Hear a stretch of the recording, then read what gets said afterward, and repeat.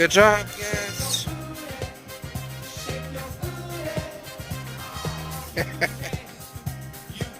Harriet's too fast for you, Richie boy. Richard has nicknames like Rich Cat, Richie. That's most of them.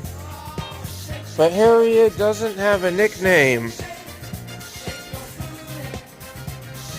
If you can think of a nickname for Harriet, please put it in the comments.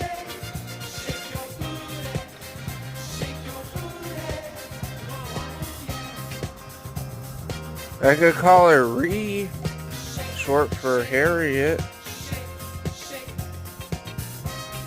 Her hair, I could call her Hair, like human hair, like cat hair.